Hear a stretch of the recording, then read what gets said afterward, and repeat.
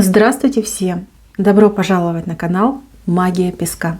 Старинные турецкие гаремные гадания на песке для вас. Мои дорогие зрители, гости, подписчики, всех вас хочу поблагодарить за ваши лайки, хорошие добрые комментарии, за вашу поддержку моего канала. Земной вам поклон. Давайте сегодня сделаем отсыпочку на такую тему. Мужчина, какой он вас видит и о чем он мечтает? Если тема интересна, присоединяйтесь, загадайте на своего любимого, назовите его по имени, обратитесь к нему и задайте ему вопрос. Какой меня видишь и о чем ты мечтаешь? И давайте будем смотреть. Я убираю Назар. Прошу высшие силы дать мне возможность ответить на все ваши вопросы и послать для вас только самую важную, нужную и полезную информацию.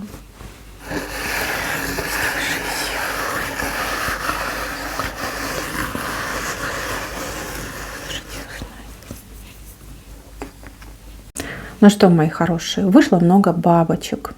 Это замечательно. Этот мужчина в вас влюблен. Влюблен по-настоящему. Вы дарите ему радость. Вы его стимулируете на какие-то серьезные шаги и поступки. Ради вас он готов меняться. Он как, маленькая бабочка летит на пламя огонька. Вот, девочки, он под вашей властью, не под каблуком, но под вашим притяжением. Связь очень сильная. Если вы недавно с этим мужчиной, будьте уверены, что вы его заякорили. Если вы уже давно вместе, девчоночки, вы делаете жизнь этого человека намного лучше и краше. И если он об этом не говорит вам каждый день, каждую минуту, поверьте, он это прекрасно сам для себя знает и наслаждается, когда вы вместе общаетесь, либо просто находитесь в одном помещении. Ему хорошо, ему уютно, ему с вами очень и очень спокойно. Какой он вас видит? Необычный,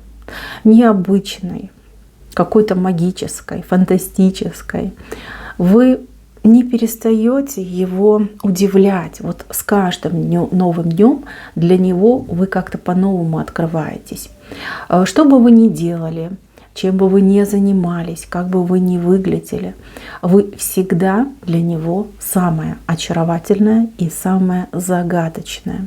Иногда, он на вас злится, иногда он вас не понимает, но это его стимулирует, и знаете, вот такой инстинкт охотника в нем вызывает, изучать, узнавать вас лучше, добиваться истины, какая вы есть на самом деле.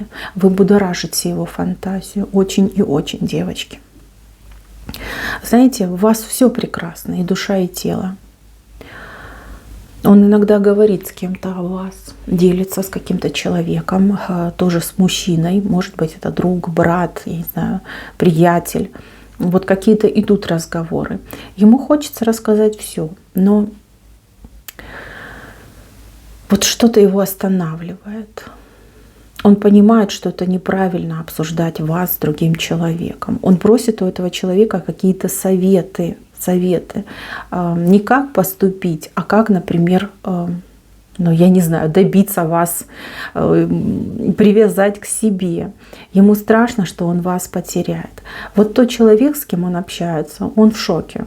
Он в шоке и, знаете, посмеивается над ним. Я так понимаю, что это зависть, завидует, что кто-то вот так сильно умеет любить, кто-то может полностью отдаваться чувствам. Он дает ему плохие советы, очень плохие, и он высмеивает его любовь. И если у вас иногда какие-то проблемы, либо мужчина ведет себя грубо в отношениях, знайте, что это под влиянием этого друга, приятеля, либо кто он там ему приходится. Как по научению, получается, идет. То есть его там называют подкаблучником, и прочее. А ваш мужчина, он внутренне сопротивляется. Говорит, нет, я сейчас докажу, что я не подкаблучник. Когда он обижает вас словом, делом, неважно, он как будто бы обижает сам себя, он чувствует эту боль. Но такое бывает. Человек не совсем может справиться со своей психологией. Так, какой он вас видит еще? Очень, кстати, закрытый он вас видит. Вы от него часто закрываетесь. Я так понимаю, что когда вы ссоритесь, вы уходите в себя, вы на него обижаетесь, вы в редких случаях можете все высказать, и то не все вы высказываете. Вам легче закрыться, уйти, я не знаю, там, сесть в комнате, поплакать, там, пообижаться на него, не говоря ни слова. Он ненавидит эти моменты, ненавидит. Он не понимает, что происходит. Тут правда до него не доходит, что конкретно он сделал не так. Вот. Вы вроде как говорите на одном языке, но вы друг друга очень часто не понимаете. Он такой человек. Больше, знаете, как живет по чужому мнению. Ориентируется на каких-то, знаете, там мужланов, домостроевцев. Вот. Может быть, такое воспитание было, может быть, такой действительно круг общения. Но вы же знаете, да, вы для себя знаете, вы это сердцем чувствуете, что он намного лучше, чем то, что он проявляет по отношению к вам, либо к другим людям. У него очень прекрасная душа, но вот он ее боится раскрыть, даже перед вами боится раскрыть. Такой вот он человек. Кстати, очень боится перемен. Очень. Перемены его почему-то очень пугают. Он понимает, что надо, и да, он иногда даже хочет перемен, но как только заходит за дело, вот у него как блок идет. Он как назад начинает откатываться, ищет всякие возможности, варианты, чтобы назад вернуться в ту точку, откуда он стартовал. Так, очень боится, кстати, поражений, потерь и поражений. Очень боится. Еще он очень боится одиночества. Знаете, вы намного сильнее, чем он. Не физически, душевно и эмоционально. Вы более выносливая, вы менее восприимчивая. Хотя у вас очень тонкая психика, но тем не менее вы умеете взять себя в руки. Вы умеете сгруппироваться. У него этого нет. Абсолютно нет. И он очень от этого страдает. Знаете, он очень боится, что вас кто-то уведет. Уведет, например, да, появится новый мужчина, уведет вас в новые отношения. Либо, например, кто-то из ваших родственников, либо подруг посоветует вам его оставить, бросить. Очень боится. Очень, кстати, ревнует вас к вашему окружению. Очень. Хотелось бы украсть вас у всего мира, закрыть дома, чтобы вы ни с кем не общались, ни с кем не виделись. Как жили для него. Да, солнышко, мое личное солнышко, которое будет светить лишь только для меня. А девчоночки, кто недавно сел на диету, либо хотел бы сесть на диету, вы ему об этом говорили. И мужчина либо посмеялся, либо начал вас отговаривать. Знаете, какая причина? Страх.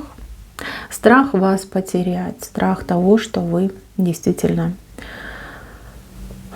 поверите в себя, да, поймете, какой он, станете более краше, хотя уж куда краше, и от него отвернетесь. Кстати, по поводу краше. Неважно, сколько вам лет, неважно, как вы воспринимаете себя. Для этого мужчины вы самая красивая. Поверьте, вот на его вкус, на его взгляд, вы самая-самая идеальная. Вот все идеально. Я уже говорила, да, как внешнее, так и внутреннее. Изменяет ли вам этот мужчина? Вы знаете, даже если вдруг когда-нибудь что-нибудь такое случится, приключится, поверьте, он будет видеть только вас. То есть он будет с другой женщиной, но видеть будет только вас. Нет у него желания ни изменять, ни менять партнеров. Нет, этого я не вижу. Наоборот. Наоборот. Все наоборот, девочки. Вот выражение заякорить, да? Заякорить человека. Но тут я даже не могу выразиться так. Больше похоже на гарпун. То есть вы поймали этого мужчину. Вы его держите рядом с собой. И сколько бы он там ни пытался убежать, либо вы его там будете отталкивать, нет, он не уйдет. он не уйдет. Эти отношения только вы можете прекратить. Он очень этого боится. Повторюсь, да, очень-очень этого боится. Сейчас у мужчины не лучшее время в жизни. Как-то вот, знаете, все шатается, все рушится, все такое, знаете, нестабильное. А вы помните, да, я уже сказала, он боится перемен. Если он поменялся, если он стал другой, холодный, чужой, закрытый, девочки, это не из-за вас и не из-за ваших отношений. Это из-за того, что жизнь вокруг него меняется, его жизнь меняется. А он не знает, как адаптироваться под эту ситуацию. Его это очень пугает. Он, кстати, с надеждой на вас смотрит. Знаете как? Но вы только не обижайтесь, но этот мужчина вот для себя, он четко знает, пока вы вместе, либо пока он может рассчитывать на вашу поддержку, он не пропадет. Ну, вот такой вы для него спасатель, да, такая соломинка, за которую он держится. Знаете, о чем он мечтает? Он мечтает о тихой, спокойной жизни, в каком-то небольшом, ну, я не знаю, городке, может быть, каком-нибудь поселке. Вот подальше от суеты, подальше от людей, от столпотворений. Опять же, от красивых мужчин, которые могут вас соблазнить. Ему хочется что-то свое, ну, то есть свой домик, там, коттедж. Ну, вот именно, чтобы не было соседей близко. Вот прям какая-то идет идеалистическая картинка. Маленький домик с большим садом. Там солнце светит, там фрукты в саду спеют, цветочки, там пчелки летают. Ему хочется именно такой жизни с вами. Вот. И он сидит довольный, не знаю, там в телефоне, газету читает, да, а вы вот рядом с ним, на него смотрите, любуетесь. И вот он себя чувствует таким счастливым хозяином жизни, рядом со своей прекрасной спутницей жизни. Очень сложный у него путь будет к этой мечте, но эта мечта осуществима. Знаете, тут есть один секретик. Его мечта, она может исполниться, но только если это будет мечта и ваша. То есть если вы вдвоем будете об этом мечтать, если вы друг друга будете поддерживать в этой мечте, она обязательно у вас исполнится. Обязательно исполнится, девочки. И если вы любите этого человека, если вы хотите с ним быть вместе, вы должны его поддерживать.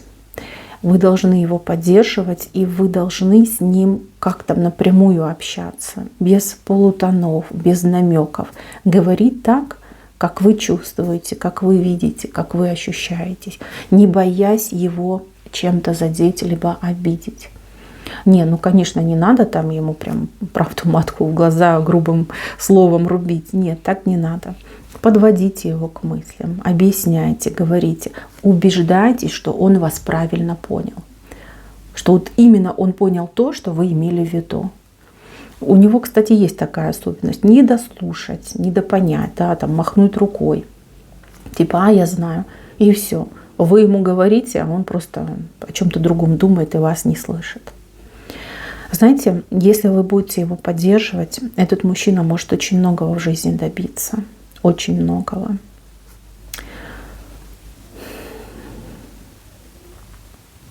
Если уйдет эта ревность, если уйдет этот страх вас потерять, это даже какое-то недоверие. Да? Недоверие. Ну, понятно, что если он думает, что вы можете перебежать к другому мужчине, то он до конца вам не доверяет. Это не ваша вина. Нет, это лично его какая-то фобия, какой-то комплекс. Если вы сможете избавить его от этой фобии, от этого комплекса, девочки, он будет опираться на вас, и он медленно, но уверенно будет идти к своему успеху. У него в судьбе 2 луны. 2 луны, и 2 луны растущие. То есть дважды этому мужчине может очень крупно повести в жизни, либо 2 каких-то серьезных, не знаю, дела он может провернуть. Одно дело связано, скорее всего, с финансами. Ну а второе с исполнением его мечты, с исполнением его желания. Мои хорошие девочки, подумайте для себя вот конкретно, вы хотите быть с этим мужчиной? Вы готовы разделить с ним все его страхи, все его переживания и все его мечты? Если да, то эти отношения через время, не сразу, через время могут стать самыми прекрасными и самыми счастливыми. Если у вас есть какие-то сомнения, ну, либо откажитесь от этих отношений, либо живите для себя. Именно в отношениях живите для себя. Это очень важно, понимаете?